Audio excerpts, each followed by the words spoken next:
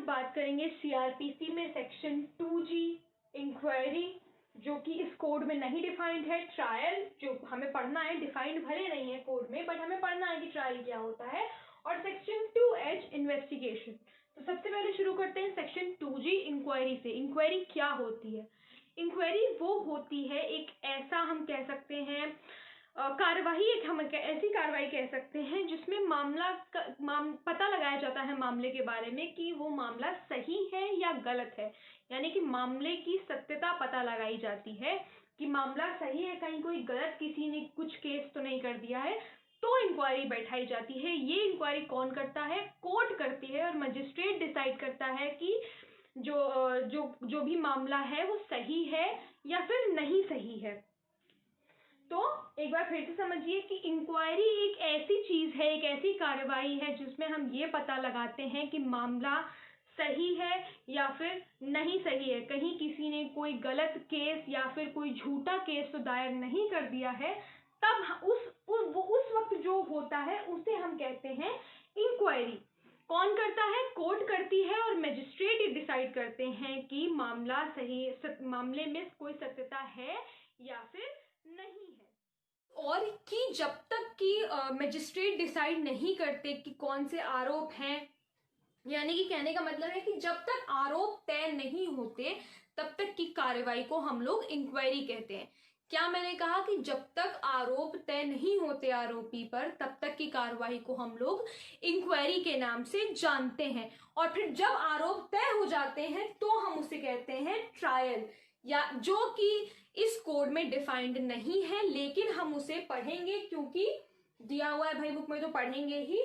तो क्या कहने का मतलब है कि जब आरोप तय हो जाते हैं तो वो ट्रायल बन जाता है, और जब तक तय नहीं होते मजिस्ट्रेट द्वारा, तब तक वो इंक्वायरी ही रहती है कि अभी भाई इंक्वायरी चल रही है कि मामला सही है या नहीं सही है, आरोप जो लगाए गए हैं वो सही है या फिर गलत है, किसी के खिलाफ कोई झूठा केस दायर नहीं होना चाहिए।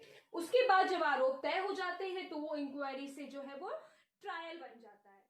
अच्छा, अब इन्वेस्टिगेशन का मतलब क्या होता है, जो कि सेक्शन 2H में डिफाइंड है। जो भी सेक्शन मैं एकदम लाइन से पढ़ा रही हूँ, इससे प्लीज आप लोग याद करते चले, इसीलिए लाइन से पढ़ा रही हूँ ताकि याद करने में आसानी हो।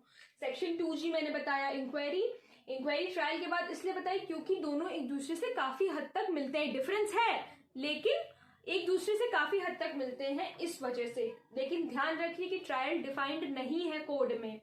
और फिर तीसरी चीज क्या है? 2H मैंने क्या बताया?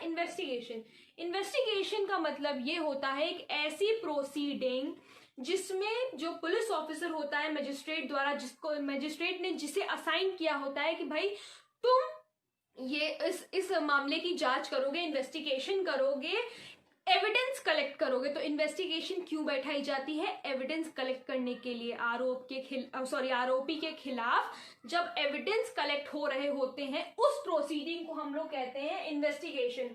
अब मजिस्ट्रेट नहीं करता है, ये मजिस्ट्रेट नहीं करते हैं, मजिस्ट्रेट ने जिसको असाइन किया होता है वो करेंगे, या फिर कोई एजेंसी, यानी कि जैसे सीबीआई हम सब जानते हैं, सेंट्रल ब्यूरो ऑफ इन्वेस्टिगेशन, जो कि सेंट्रल गवर्नमेंट के अधीन है।